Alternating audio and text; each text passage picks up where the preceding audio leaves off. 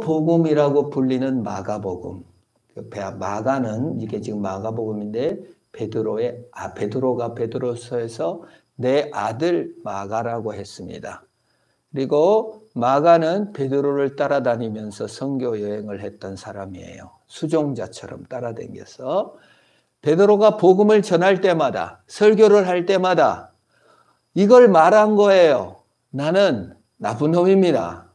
나는 죄인입니다. 나는 예수님을 3번이나 저주 맹세하며 부인했던 초라한 사람이며 용기라고 했던 것이 얼마나 무모한 것인지 아는 사람입니다. 나는 공로가 없습니다. 예수 그리스도의 사랑입니다. 오늘 찬양이 그래서 약간 그런 것들을 골랐어요. 예? 정말 새벽 다굴 때 난 괴로웠다. 주를 다시 만났는데 그렇게 내 마음이 무너지고 깨어졌다는 것을 고백하고 있습니다. 참 이렇게 말할 수도 있어요. 하필 그 여종이, 여러분 대제사장의 여종이에요. 남종이 아니라.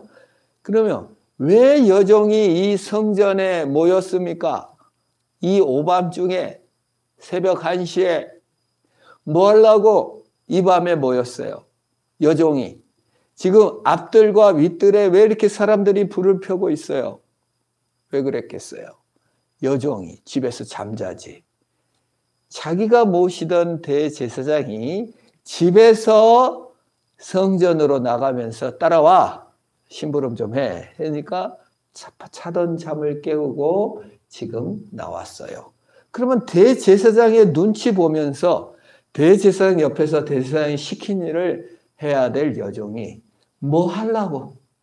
해필 앞들도 아니고 아랫들까지 뭐 하려고 왔을까? 참 우연한 일 아닙니까? 이 여종이 뭐 이렇게 오지랖이 넓어가지고 추운데 새벽 이스라엘 날씨는 아주 춥습니다. 이 6월절 때가 또 추운 날씨예요.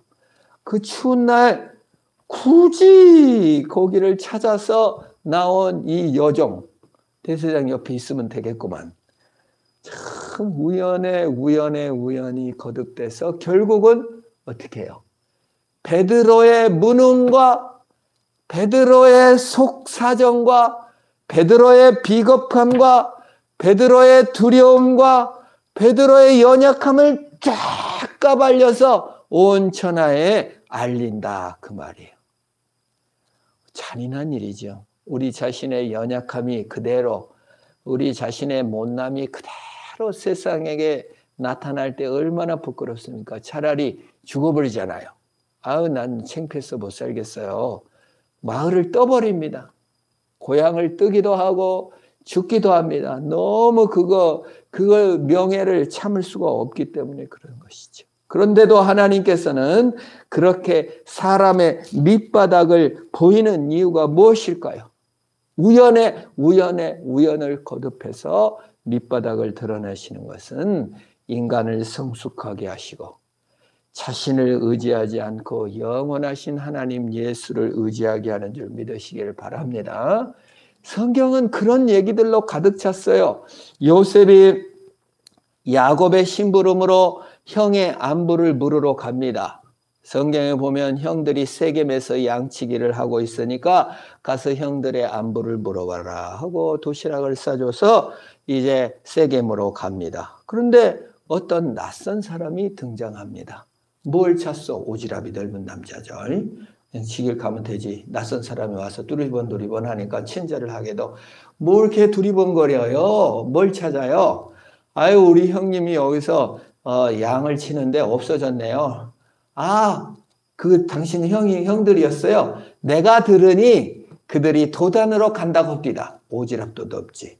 우연히 형들이 한 얘기를 들었다 그 말이에요. 무슨 커피 마시면서 나 도단으로 가니까 동생 오면 알려줘 이런 게 아니라 자기네들끼리 그냥 우리 도단으로 가서 양을 치자 하는 얘기를 지나가다가 우연히 들었단 말이에요. 우연히 들었는데 우연히 요셉을 만나가지고 도단으로 갔답니다. 누가 알려달라고 했나? 해필 그 자리에 만나가지고 해필 우연히 듣고 도단으로 갑니다. 세겜은 이렇게 오고 가는 사람들이 많은 지역이고, 도단은 지금 뭐 우리 보성 같으면 견백 정도 막 으슥한 골짜기 이런 곳이에요. 도단은 이렇게 싹 둘러 막혀 있는. 그래서 엘리사 나중에 11개 보면 엘리사의 이스라엘 군대가 도단에 이렇게 있다가 우리 이건 도단에 든 죄입니다. 다 죽었습니다. 그랬더니 엘리사가 그 시종의 눈을 열어보니까 우리와 함께한 군대가 저들보다 많다. 이게 아주 고립된 지역이라 말이에요. 도단이. 이게 도단으로 그냥 털레털레 또 가죠. 요셉이. 그래서 우연히 도단으로 가서 거기서 형들에게 죽도록 두들겨 맞고 죽을 뻔하다가 우연히 미디안 상인에게 팔려서 우연히 보디발의 집에 들어가가지고 정말 그 고난의 고난. 왜 하나님이 살아계시다면, 하나님이 전능하시다면 이런 악재가 겹쳐가지고 나에게 이런 일이 일어날 수가 있는가? 우리는 그렇게 생각한다 그 말이에요. 고난에 대해서 우리는 하나님이 전능하시다면서 나를 사랑한다면서 이것도 못해줘요? 라고 얘기하기가 쉬운데 성경은 그 우연을 계속해서 고난의 풀무 속에서 사람이 성숙하고 하나님께 나오는 트럼펫으로 나팔로 사용하신 줄 믿으시기를 바랍니다. 베드로가 이 자신의 밑바닥을 보지 못했다면 내가 주와 함께 죽었던 자요, 내가 끝까지 부인 안 했던 영웅입니다라고 얼마나 자랑을 하고 우월의식을 품었겠어요. 그러나 베드로는 그것을 다 떼내고 앞뒤 다 떼내고 나는 사도도 아닙니다. 난 예수님을 부인했던 자입니다. 나도 당신과 같은 두려움에 있었던 자입니다. 그러나 예수님이 힘주시니까 다시 회복되었어요 라고 말하는 겁니다. 나이도 떼어버렸죠. 계급도 떼어버렸죠. 수제자도 다 떼버려요. 베드로는 평생 탁올 때마다 회개하는 마음으로 아이고 내가 비겁한 놈이었지. 내가 잘난 게 뭐 있나. 늘 겸손한 자리에 서게 된 줄 믿으시기를 바랍니다. 이게 하나님의 우연이 아니라 필연이요. 하나님의 섭리입니다. 어쩌다가 그 사람을 피해 간다고 한 것이 그 사람을 만나게 하신 하나님의 신묘막측한 솜씨다. 베드로. 그 윗들로 이제 아랫들에서 와갖고 너도 여기 보면은요. 그 여자가 이 여종이 베드로를요. 내려가서 와서 동사입니다. 보고 또 보는데 또 주목해요. 동사가 여러 번 나와요. 그 여종이 아주 그냥 아주 정신없이 막 돌아다니는 모습을 볼 수 있어요. 주목하고 또 말도 해. 말도 잘해. 니고 나사렛 예수와 함께 있었도다. 여자들이 그렇게 오밤중에 일어나서 막 돌아다니면서 떠들고 다니는 것이 얼마나 힘든 일입니까? 그걸 통해서 베드로의 민낯을 여종 앞에서 보게 되는 것입니다. 윗들로 도망가요. 그래도 밖으로는 안 나가고 앞들로 나가는데 여종이 그의 곁에 있는 사람한테 이제 69절에 그 사람, 옆에 사람한테 베드로한테 얘기하는 거 옆에 사람한테 얘기하니까 그냥 더 뭐라고 부인했는지는 안 나왔는데 아니요! 아니라니까! 이렇게 말을 했겠죠. 고소한 것도 아니고 잡아가겠다고 한 것도 아니었는데 금방 탈도 났어요. 여러분 우리가 무슨 여기 외국인 근로자가 옆에 있으면 금방 탈로 나잖아요. 갈릴리 사람 금방 탈로 난 것 같아요. 근데 앞들과 뒷들에 있었던 사람들이 주로 누구였겠어요? 대제사장이 밤에 그 이스라엘 나라에서는 밤에는 법정을 열지 않는데 밤에 깨워갖고 나오느라고 막 종들을 데리고 온 그 종들이나 이런 사람들이 옆에 있었을 것 같아요. 그러니까 금방 티가 난 것 같아요. 너도 나사렛 예수와 함께 있었도다. 바로 참으로 그 도당이더라. 저주 맹세까지 할 필요는 없었는데 71절에 그러나 베드로가 저주 맹세하되 나는 너희가 말하는 이 사람 알지 못하노라. 두려움 속에 용기는 다 어디 가고 말고의 귀를 잘랐던 용기는 어디 가고 주와 함께 죽겠다고 하는 용기는 어떻게 가고 우리는 위급한 상황을 넣으면 거짓말이니 뭔지 분별도 못되고 그냥 어떻게든지 그 위기를 포면하다 보니까 그럴 수밖에 없는 것이 우리 인간인 것을 깨닫게 됩니다. 그때 닭이 옵니다. 근데 이게 한 번 온 게 아니라 부인하는 중에 한 번 꼬끼요 하고 울었어요. 처음 울었을 때는 몰라. 내가 예수님께서 네가 닭이 두 번 울기 전에 세 번 나를 부인할 것이다. 근데 첫 번 울었을 땐 깨닫지 못하다가 두 번째 꼬끼요 하고 우니까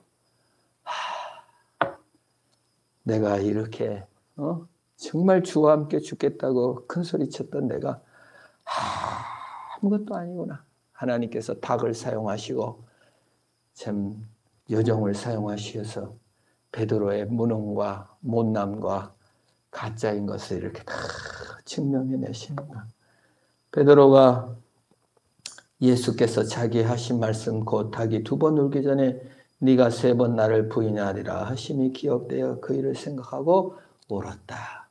평생 울었을 거예요. 나는 참 뭘 울었겠어요. 난 참 죄인이구나. 난 참 연약하구나.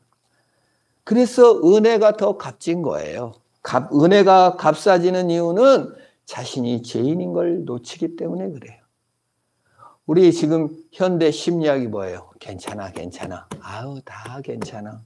뭘 해도 괜찮아, 괜찮아. 네 자신이 되어라. 그러니까 은혜가 필요가 없는 거예요. 왜? 괜찮으니까. 안 괜찮아요. 우리 혼자 못 살아요. 우리는 너무 연약한 죄인이에요. 그래야 은혜가 값진 겁니다. 아담이 가장 비참한 순간이 언제였을까요? 자기 큰아들이 동생을 쳐 죽인 것을 확인했을 때, 추방당하고 죽어가는 자기 자식을 봤을 때 비참함을 깨달았을 거예요. 인간은 살인자구나. 내 죄 때문에 자식들이 서로 죽이는구나. 그때 은혜를 바라보는 거예요. 예수님이 대신 죽어야만 하는 것이 나 스스로는 도저히 살 수가 없구나. 그게 아담 얘기죠. 다윗은 언제 가장 하나님 은혜를 많이 깨달았을까요? 고난당했을 때, 도망다녔을 때, 죽이라고 했을 때, 그것도 많이 있겠지만 가장 은혜를 깊게 깨달았던 것은 자신이 간음죄를 짓고 그 충성스러운 부하 햇사람 우리아를 갖다가 억지로 술을 먹여서 자기 간음을 숨기려다가 안 되니까 그냥 아예 조작해서 죽여버리는 부하를 억지로 죽이고 그것도 깨닫지도 못하고 있다가 죄를 지적받고 깨달았을 때 나는 모친이 죄 중에 잉태된 자입니다. 하나님의 은혜를 갈망하게 된 거예요. 욥이 언제 하나님의 은혜를 깨달았을까요? 자기가 그냥 의롭다고 친구들하고 싸우고 1장반 3장부터 해가지고 그냥 계속 싸우다가 하나님의 은혜와 크심을 보고 자기가 얼마나 부질없음을 깨닫고 자기 오름 때문에 자존심 때문에 싸웠던 모든 것이 무력함을 깨달을 때 욥이 가장 빛나는 것입니다. 인생에 수많이 펼쳐진 고난, 환난, 부끄러운 순간, 이해할 수 없는 난제들, 억울함, 이해할 수 없는 핍박들, 그 우연들에 겹쳐서 그 어리석은 판단들이 만나서 나를 힘들게 했던 그 모든 세월들이 사실은 은혜를 알게 하고 내 부족함을 깨닫게 하여 성숙케 하는 하나님의 나팔소리였음을 깨닫게 되기를 축원합니다. 제가 나비효과라는 영화를 본 적이 있는데 나비효과는 그 남자 주인공이 그 사진첩을 보면은 그때 시절로 돌아가는 거야. 아기 때 사진첩을 보면은 글로 슉 들어가. 근데 지금 사는 게 너무 불행해.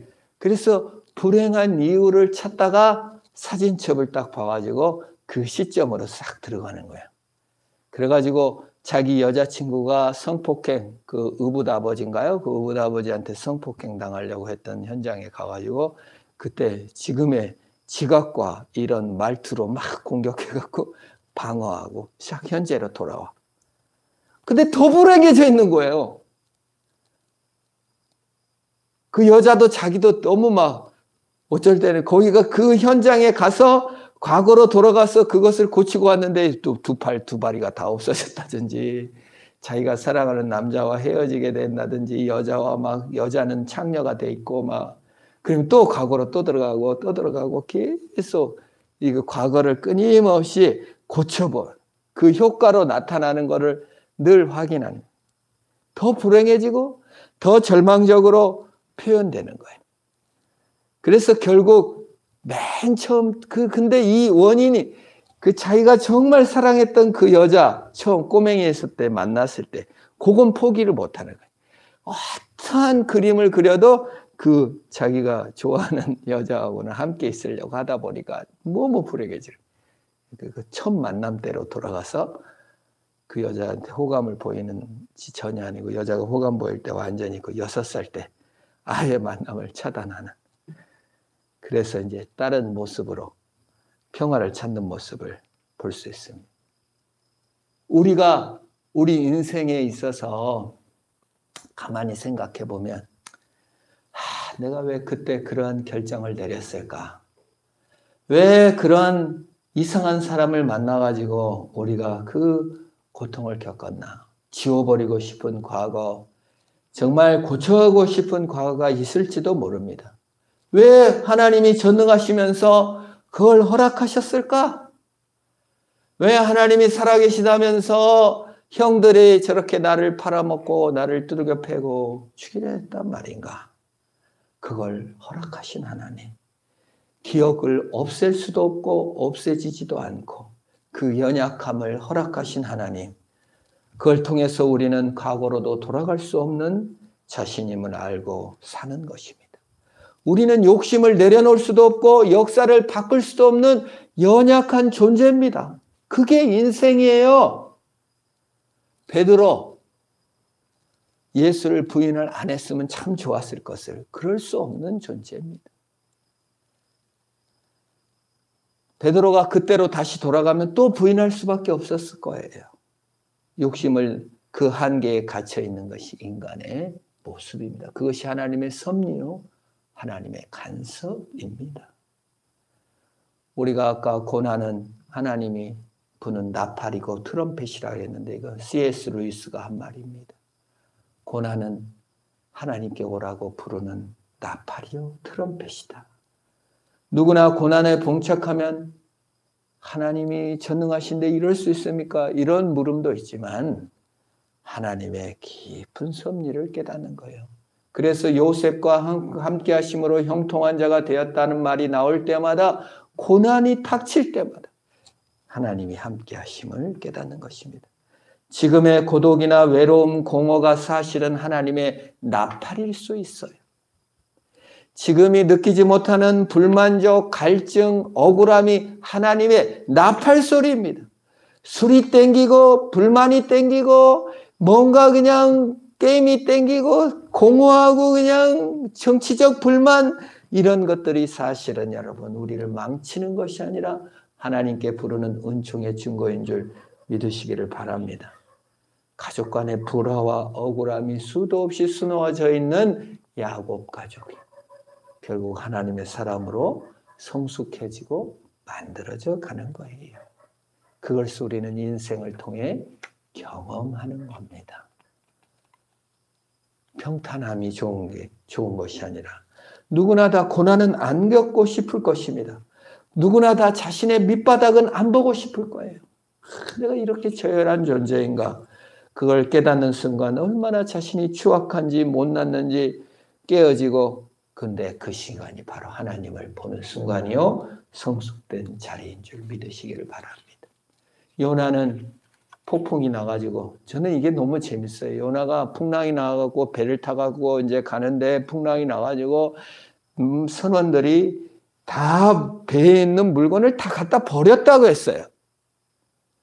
먹지도 자지도 못하고 막 난리 났어요. 그런데 요나는 배 밑창 들어가서 잤대. 성경에 보면 잤대.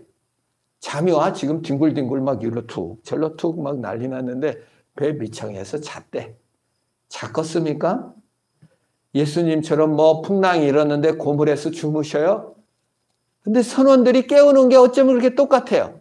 예수님이 갈릴리 바다에서 풍랑이 나가지고 막 다 막 죽게 돼서 아우성을 부리면서 주무시는 예수님을 깨워요. 예수님 우리가 죽게 된 것을 안 돌아봅니까? 근데요, 요나가 뱀이창에서 자고 있는데 선원들이 내려와서 깨워요. 너는 지금 이 판국에 잠이 오냐? 예수님은 진짜 피곤해서 주무셨는지 모르지만 요나는 못 잤을 거예요. 멀미도 나고. 얼마나 배를 타고 다녔다고 멀미가 얼마나 심한데 그냥 자는 척 주님이 나를 찾아왔구나. 이 고난, 이 밑바닥까지, 이 처참한 것까지 끝까지 외면하는 거예요. 주님이 고난을 주시든 어쩌든 그냥 끝까지. 그래도 외면하니까 어떻게 해요? 요나를 던지죠. 그 물고기 뱃속에 가서야 비로소 회개합니다. 예수 그리스도께서는 요나의 표적밖에 보일 것이 없다고 그랬죠. 고난의 죽음의 뱃속에 들어가서 풍랑을 잔잔케 하시죠. 요나를 던지자마자 풍랑이 잔잔했죠. 예수님께서 깨어 일어나 풍랑을 잔잔케 하고 어찌하여 너희가 믿음이 없느냐라고 얘기했죠. 풍랑이 잔잔해지자 요나 뱃속에 요나가 탔던 선원들은 전부 다 하나님을 믿게 됐어요. 불신자들이 요나의 잘못 때문에 요나의 실수 때문에 그 뱃사람들은 하나님을 알게 됐다 그 말이에요. 하나님을 찬양하고 하나님을 믿게 됐다 그랬어요. 예수 그리스도께서 고난의 현장에 오셨을 때 하나님을 찬양하게 된다 그 말이에요. 여러분 우리가 때로 실수할 수 있고 넘어질 수도 있습니다. 내가 잘못해서 그랬을 수도 있죠. 하나님의 명령을 어겼을 수도 있습니다. 그런데도 그것을 통해서도 하나님의 영광이 드러나는 걸 보게 돼요. 요셉을 판 것이 정말 나쁜 행위죠. 동생을 두들겨 죽이려고 한 게 정말 나쁜 행위죠. 인신매매죠. 근데 그것을 통해서 하나님의 영광이 드러났다 그 말이에요. 또 외면하죠. 요나는 얼마나 성질이 안 좋은지 몰라요. 그리고 또 성질내고 분노하는 사건이 뭐예요? 자기를 진짜 성질나고 분노하게 했다는 건 풍랑도 아니에요. 그때 그렇게 화 안 냈어요. 잤지. 그리고 물고기 뱃속에서도 화 안 냈어요. 회개했어요. 요나가 진짜 성질나고 하나님한테 죽여주세요. 죽여주세요. 열받아 했던 건 어떤 사건입니까?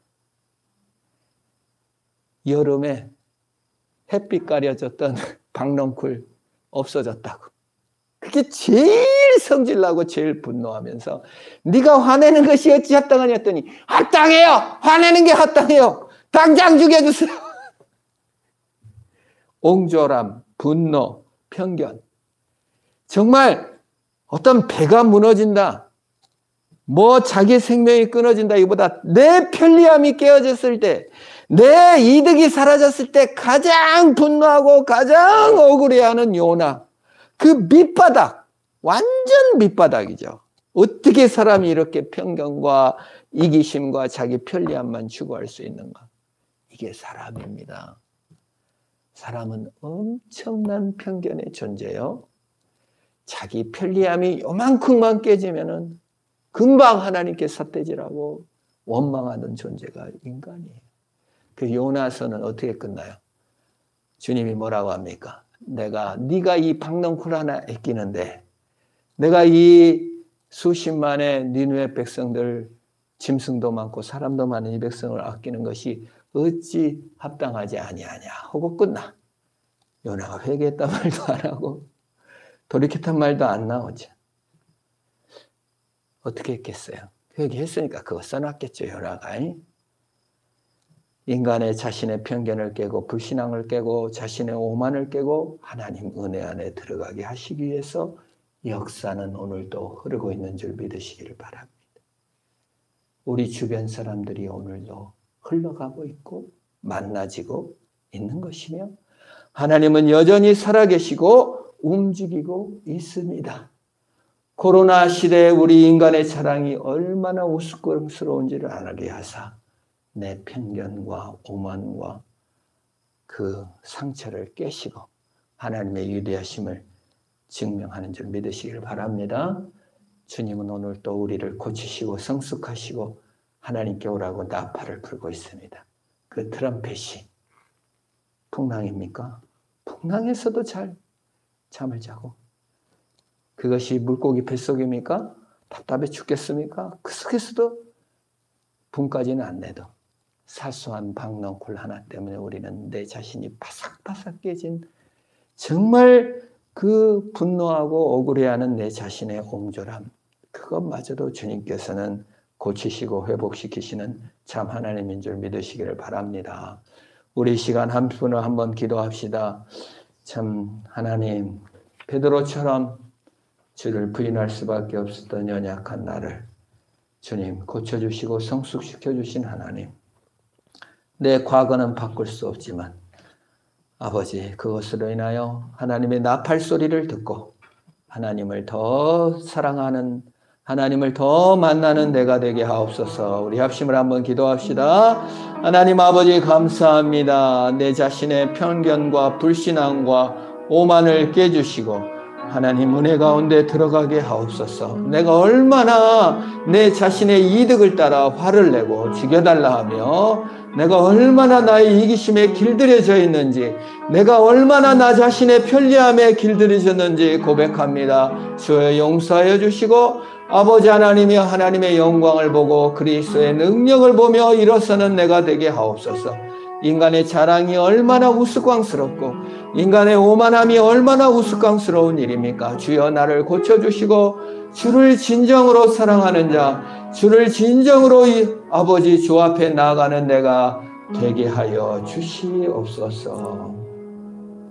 아버지 하나님 감사합니다. 내 편견과 불신앙과 오만을 깨뜨리시고 사소한 하나님 박넝쿨을 깨심으로 내 옹졸함과 분노를 포기하신 것을 인하여 감사합니다. 때로 물고기 뱃속에서, 때로 풍랑 속에서 하나님의 나팔 소리를 깨닫고 하나님 앞에 나오는 치료받는 내가 되게 하옵소서. 예수님의 이름으로 기도합니다. 아멘. 하늘에 계신 우리 아버지, 아버지 이름을 거룩하게 하시며 아버지의 나라가 오게 하시며 아버지의 뜻이 하늘에서와 같이 땅에서도 이루어지게 하소서. 오늘 우리에게 일용할 양식을 주시고 우리가 우리에게 잘못한 사람을 용서해 준 것 같이 우리 죄를 용서해 주시고 우리를 시험에 빠지지 않게 하시고 악에서 구하소서. 나라와